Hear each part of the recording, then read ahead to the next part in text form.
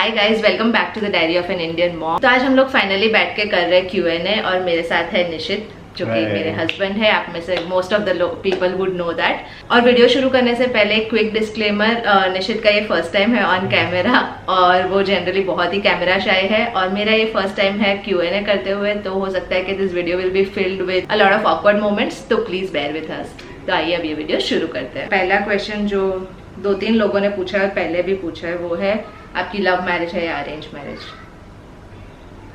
तो love marriage है हम लोग की, has been a while 8 years शादी को। हाँ, सेकेंड क्वेश्चन है about YouTube. Samudrika has asked me कि when did you start YouTube and how do you manage YouTube. इसके अलावा प्रीति तिवारी जी ने पूछा है कि what prompted me to start vlogging. तो बेसिकली अराउंड 3-4 साल पहले जब ये यूट्यूबिंग शुरू ही हुआ था, तब से मुझे बहुत ही एक फैसिनेटिंग सा चीज़ लगता था। और तब तो मेरे पास कुछ ज़्यादा था नहीं, मुझे पता नहीं था कि मैं किस बारे में यूट्यूब वीडियोस बना सकती हूँ, लेकिन मुझे ट्रैवलिंग का शौक था। हम दोनों बहुत एक्सटेंसिवली ट्रैवल करते थे। तो एक बार हम लोग मेघालय गए थे, जो लिविंग रूट ब्रिज गए हुए थे, और तब कोई प्लान नहीं था मेरा कि मैं वीडियो फिल्म करूंगी या ऐसा कुछ, लेकिन it is such a beautiful place के वहाँ जाने के बाद मेरा मन कर गया कि ये तो फिल्म करना चाहिए और इस पे वीडियो बनाना चाहिए। तो मैंने अपने फ़ोन से एक वीडियो बनाया था। It was such a scenic area, वो क्लाउड्स के ऊपर बाइक चला रहे थे और इवन वो जो ब्रिज वाला प्रॉपर सेटअप था, इट वाज वेरी ब्यूटीफुल। हाँ, so that was the video जो मैंने फिल्म किया सबसे पहले और पोस्ट किया था। बहुत ही बुरी क्वालिटी का वीडियो था क्योंकि फ़ोन से किया हुआ था और एक ट्रैक पे किया हुआ था, बट एनीवेज वो वीडियो को 1.5 लाख से भी ज़्यादा व्यूज़ मिले, जिससे मुझे लगा कि आई शुड डू दिस। उसके बाद मैंने कुछ और ट्रैवल वीडियोस बनाए, लेकिन वी बोथ आर वर्किंग और हम कोई ऐसे फुल टाइम ट्रैवलर्स नहीं है, तो इवेंचुअली मैंने वो करना छोड़ दिया। But again 2 years back when I became a mother, मैंने रियलाइज़ किया कि हर छोटी चीज़ के लिए, क्योंकि मैं फर्स्ट टाइम मदर थी, मैं ऑनलाइन जाके चेक करती थी यूट्यूब पे, गूगल पे। So I thought there are a lot of people जो अब मेरे एक्सपीरियंस से भी सीख सकते हैं। तो इवेंचुअली मैंने finally around an year back ये स्टेप लिया। एंड स्पेसिफिकली अबाउट व्लॉगिंग, ये मैंने अराउंड अ मंथ बैक ही शुरू किया। मेरा कब से मन था, लेकिन मैं बहुत ज़्यादा कॉन्शियस थी उस बारे में। लेकिन one of my subscribers Akanksha Gupta ji, I remember, उन्होंने स्पेसिफिकली ये मेंशन किया था कि I should start doing that, और वो एक फाइनल पुश था मेरे लिए। और इसलिए आप देखोगे कि पिछले 1-1.5 महीने से मैंने काफ़ी व्लॉग्स भी शेयर करना शुरू किया है। About how I manage YouTubing, तो इन जनरल 3 ही चीज़ें हैं जो मैं फॉलो करती हूँ। पहले मैंने काफ़ी स्ट्रगल किया था, लेकिन एक तो प्री प्लानिंग, यानी मैं पूरे महीने के शुरुआत में बैठ के वीडियोस प्लान कर लेती हूँ। तो फिर मैं उसको I take it week wise, यानी जिस वीक में जो वीडियो मुझे फिल्म करना है, मैं सिर्फ उसी पे जब भी मुझे टाइम मिलता है मैं रिसर्च करके रखती हूँ। और स्पेसिफिकली सैटरडे और संडे बैठ के मैं वो वीडियो शूट करती हूँ, जब अथर्व दोपहर में 2 घंटे सो रहा होता है तब। और उनकी एडिटिंग मैं करती हूँ वीकडेज में, रात को जब अथर सो जाता है तब, अराउंड 1 से 1.5 घंटा रोज। So essentially basically scheduling is something which is helping me. Obviously मेरी नींद पहले 8 घंटे की होती थी, अब 6 घंटे की हो गई because of this, but that is one small compromise जो मुझे करना पड़ा है। नेक्स्ट क्वेश्चन है कि how do we share our responsibilities as a working couple. Professional responsibilities हैं, डोमेस्टिक रिस्पॉन्सिबिलिटीज हैं, and then Atharv is of course the larger chunk of domestic responsibilities. So हम लोगों ने ऐसा कुछ किया नहीं है कि पेन एंड पेपर लेकर कि ये मैं करूँगा, ये तुम करोगे। And somehow some things are inevitably decided, जो हमें करनी ही नहीं पड़ी। जैसे अथर्व को खाना खिलाना है तो मुझसे तो कभी खाता ही नहीं है, यूजलेस है वो। He always wants his mom to be with him. तो कुछ चीज़ें ऑटोमेटिकली डिसाइड हो गई, कुछ हमने खुद ही डिस्ट्रीब्यूट कर लिया। कुछ चीज़ें जो इनको पसंद नहीं है वो मैं कर देता हूँ, जैसे वेजिटेबल्स वगैरह चॉप करना and things like that. Even Atharva के केस में, इवन अथर्व के केस में उसको बाहर ले जाना एंड प्रोबेबली बाथ टाइम कुछ चीज़ें मैंने मैनेज करी है, बाकी प्राची करती है ऑब्वियस है। बाहर का जितना भी काम है, for instance groceries and everything, I try to do it all myself. और ऑनलाइन शॉपिंग सारी मैं करती हूँ। ऑनलाइन शॉपिंग सारी ये करती है, तो I just keep counting the packets which are coming, and that's how we do it actually. Nothing hard and fast as such. यानी हमारे केस में ऐसा नहीं कि ये सारी चीज़ें हम सिर्फ पेरेंट्स बने उसके बाद से शुरू की, या अभी लॉकडाउन स्पेसिफिक है।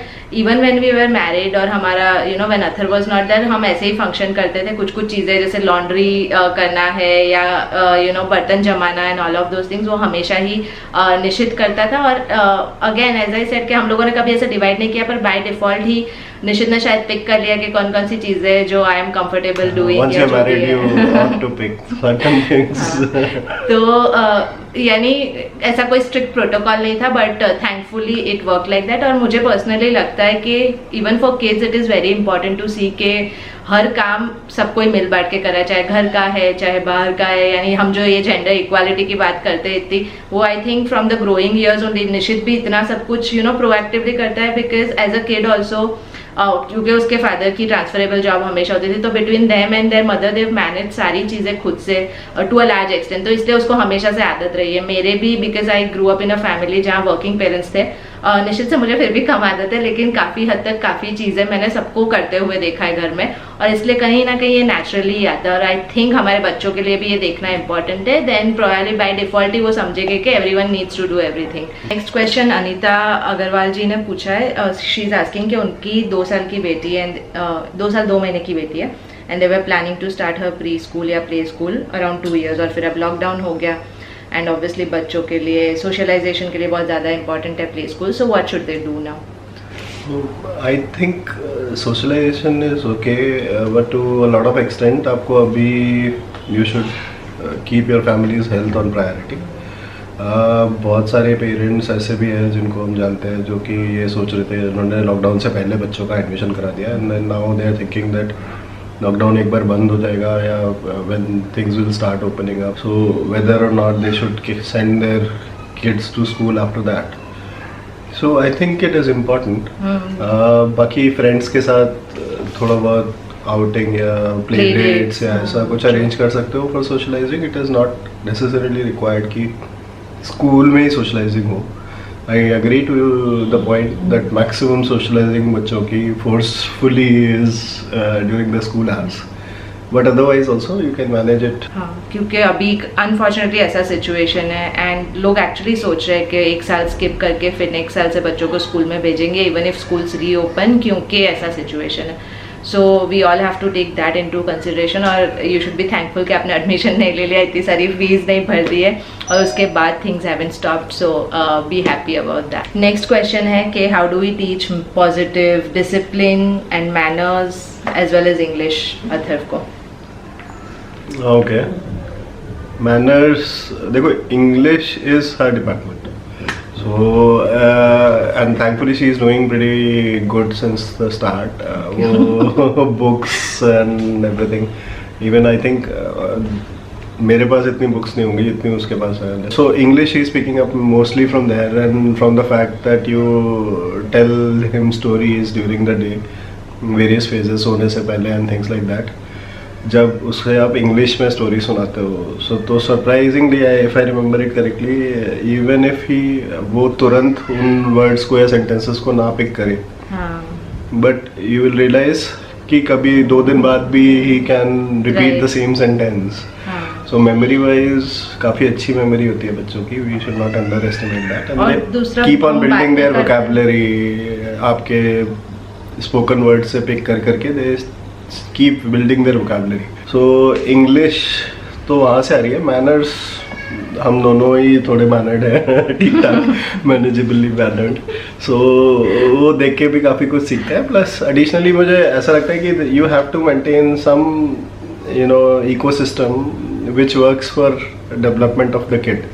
Say for instance, we work as a team generally, we don't go against each other. अगर ये डांट रही है उसको तो I don't come and save him. वो आता भी है अगर, because बच्चे by default ये करते हैं कि एक से डांट खाए तो दूसरे के पास जाएंगे and try to complain or say or get some soothing. तो at that point आप उनसे रूड मत होइए, आप उन पे गुस्सा मत करिए। एक ने कर लिया है या is in an argument with one, क्योंकि वरना बच्चे के लिए भी टू मच हो जाता है कि 2 लोग उसको दोनों अगर आप उससे आर्ग्यूमेंट करोगे तो probably it will be difficult. तो एक से अगर आर्ग्यूमेंट है तो दूसरे का काम है आइडियली कि उससे प्यार से बात करे और उसको वापस भेजे टू मेक हिम अंडरस्टैंड कि जो कहा जा रहा है उसको वो सही है and he should listen to it. So that's how we do it, we never go against each other. ऐसा नहीं करते कि भाई उसके सामने झगड़ रहे हैं या हाँ, even if we don't agree, शायद कभी निशित कुछ कह रहा है अथर को एंड आई डोंट अग्री, या मैं किसी तरीके से कह रही हूँ और निशित डजंट अग्री, तो हम एटलीस्ट उसके सामने भी don't get into that discussion, वो बात खत्म हो जाने देते हैं। देन सेपरेटली बाद में हम लोग भी माइट हैव दैट डिस्कशन कि ऐसे हमको नहीं करना चाहिए था या तुमको ऐसे नहीं बोलना चाहिए था। तो ये निशित का एक ऑब्जर्वेशन था इवन बिफोर वी हैड अथरवाइज कि अगर यू नो बहुत बार ऐसा होता है कि एक पेरेंट जब कुछ कह रहा है दूसरा पेरेंट उन्हीं को अपोज कर देता है या बचाने आता है बच्चों को, देन बच्चे वो बात समझने के बदले इसको कंप्लीटली एक अलग ही टेंजेंट में ले जाते हैं, वो दूसरे के पास भागते हैं, यू नो सीकिंग सिंपैथी कह लो या जैसे भी, एंड उसमें वो पूरा पॉइंट जो आप बच्चे को समझाने की कोशिश कर रहे हो वो it gets lost. So this is one thing which we follow. इसका अलग फायदा ये भी होता है कि बाद में जब पूरा डिस्कशन खत्म हो जाता है, जो दूसरा बंदा जो चुप था ही कैन एक्चुअली गो, उसको थोड़ा सा कंफर्ट कर सकता है और फिर उसको एक अलग तरीके से प्यार से समझा सकता है कि यू नो क्यों उसको ऐसा कहा जा रहा था।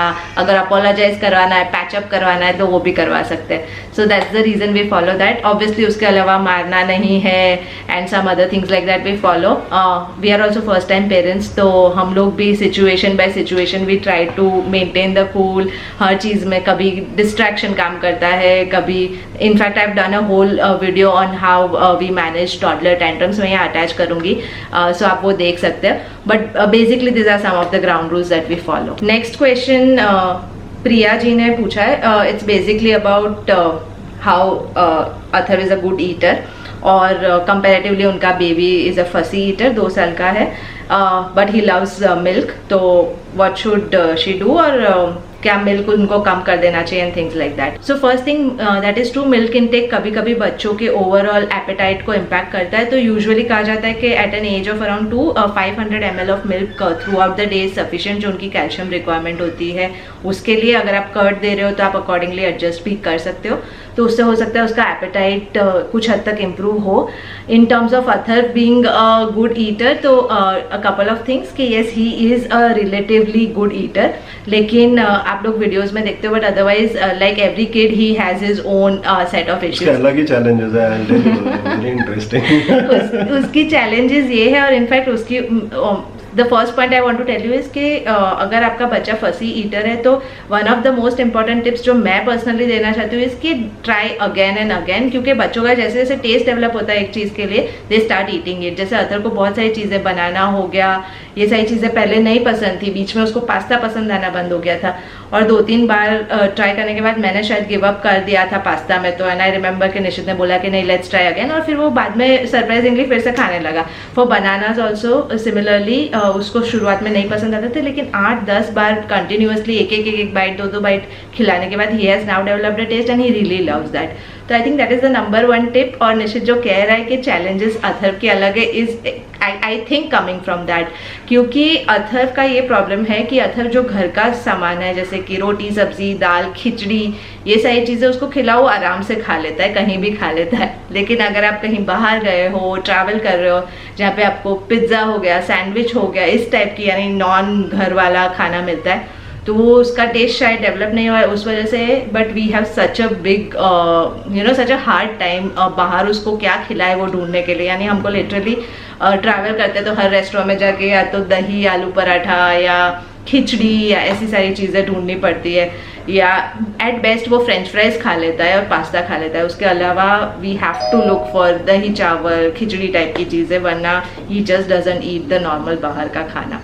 तो that is all the more reason I believe के इट डिपेंड्स ऑन के बच्चों का किस चीज़ का टेस्ट डेवलप हुआ है। तो आप कोशिश करते रहे, I am sure it will get better. इस पे भी मैंने एक वीडियो किया, लिंक इट अबाउट, उस पर ज़्यादा टिप्स दी है मैंने। बट कुछ मोटे मोटे जो टिप्स हैं वो बेसिकली जनरली क्या होता है ना, बच्चे भागते बहुत होते हैं, तो अगर आप उनको किसी एक जगह किसी तरीके से रेस्ट्रिक्ट कर पाओ तो it will be easier for you to feed the kid. Say for instance using this high chair which we are using for quite some time now, that's like the best purchase. अनशंट मत दीजिए, हाँ बीच बीच में जैसे कुछ chocolates ice cream ये सब बीच में देते हैं, हमें रियलाइज नहीं होता, बच्चे हैव वेरी स्मॉल एपेटाइट। तो अगर आप खाने के आधे घंटे पहले 1 घंटे पहले उनको कुछ दे रहे हो खाने को, तो they will definitely not try, because बीच में अथर के साथ ऐसा हुआ था. And don't give up. अगर वो एक दिन खाना नहीं खाते हैं तो ऐसा मत करिए कि अभी वो आज खिचड़ी खाने को मना कर रहा है तो try and prepare something else for him. ऐसा मत करो आप. ऑप्शंस नहीं. अगर आप ऑप्शंस दे दोगे, एक दिन थोड़ा कम खा के सो जाएगा तो it will not be a problem, but next day वो खा लेगा. वरना वो परपेचुअल इशू वरना वो बना कभी नहीं रहेगा. खाएगा इट्स बेटर कि आप एक दिन 2 दिन सफर करो. और I know it's very difficult as mothers, Nishchit के लिए कहना आसान है, बट इट एक्चुअली वर्क्स. और आई हमने किया है ये. I think that happened once. या अब जो क्वेश्चन है, अगेन 2-3 लोगों ने पूछा है ये, is what are your views about having a second child, या what do you think about planning a second child? 3-4 चीज़ें हैं जिनको आपको ध्यान में रखना है. Financially you should be able to support your second child equally. Secondly आप मेंटली प्रिपेयर्ड होने चाहिए. एंड थर्डली आप फिजिकली प्रिपेयर्ड होने चाहिए. फिजिकल वाला पार्ट प्रोबेबली इनके ऊपर अप्लाई होता है. तो if all these 3 aspects agree तो you can obviously have a second child. ऐसा मुझे लगता है कि जैसे वी वर 4 सिबलिंग्स, 4 भाई बहन थे हम, हैं हम. एंड मेरी वाइफ का भी एक छोटा भाई है. सो मैंने इनको भी यही कहा था कि इमेजिन योर सेल्फ कि आप अकेले हो, you were the only child, और आपका भाई नहीं होता या मेरे भाई बहन नहीं होते. सो हाउ कैसा होता हमारा बचपन या हमारा चाइल्डहुड. अगर आप वो इमेजिन करोगे तो answer would be pretty easy. But ideally मुझे ऐसा लगता है कि होना चाहिए, but provided you have all the 3 other aspects covered. हाँ, so basically both of us, क्योंकि हम दोनों के सिबलिंग्स रहे हैं and we have had an amazing childhood, यानी one of the closest bonds जो हमारा पर्सनली किसी के साथ होगा वो हमारे सिबलिंग्स के साथ ही होगा. सो पर्सनली हम दोनों को लगता है कि बेबीज के लिए या किड्स के लिए it's important to have siblings. But वो ज़माना अलग था और ये ज़माने में there are so many constraints, यानी एक्सपेंसेस इतने बढ़ गए, एजुकेशन, बहुत सारे अलग खर्चे होते हैं. न्यूक्लियर फैमिली सेटअप है, यानी सपोर्ट सिस्टम आपके पास कम है. Some of us had late babies, यानी 30s के बाद बहुत सारों ने अपने फर्स्ट बेबी भी प्लान किया हो. तो फिजिकल रेडीनेस या आपकी बॉडी कितना सपोर्ट कर सकती है, those are some of the factors जो ऑब्वियसली इंपॉर्टेंट है कंसिडर करने. But personally we think कि अगर all of that is fine, then it's a great idea to have a second child. We personally are not very sure कि whether we'll have one or not, but never say never. So yeah, that's our take on having a second child. अब last question है again Anita जी का. This is related to milk consumption.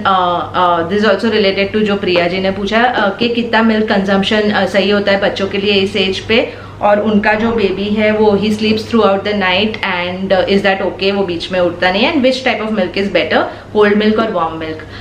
तो Anita ji, first of all around the age of 2 I think 500 ml of milk is more than enough. बच्चों को solids खाना, अब तक वो अच्छे से सॉलिड्स पे एस्टैब्लिश भी हो गए होते हैं. So it's very important for them to consume solids and वो हैबिट डेवलप करना उनके लिए ज़्यादा इंपॉर्टेंट है. मिल्क उनका जो कैल्शियम रिक्वायरमेंट होता है अराउंड 700 mg होता है at this age. So 500 ml of milk is sufficient उस रिक्वायरमेंट के लिए. आप उसके अलावा दूध, दही, पनीर, ये सारी चीज़ें इंक्लूड कर सकते हो उनके खाने में. एंड रिगार्डिंग कि आपका बेबी रात में फीड नहीं करता है, sleeps throughout the night, तो I think that's a great thing. A developmentally also, और बी बहुत सारे डेंटिस्ट ये कहते हैं कि रात को जो मिल्क कंजम्पशन होता है, बिकॉज उसके बाद वो लोग पानी नहीं पीते, so it may lead to cavities, क्योंकि बाय दिस एज ऑलमोस्ट सारे दांत आ गए होते हैं बच्चे के. बस आपके लिए भी अच्छा है. हाँ, plus you also get to sleep better. यानी मैंने तो जब तक अथर को वीन नहीं किया, I did not really experience कि पूरा ही रात वो जागा ना हो and he sleep throughout the night without milk.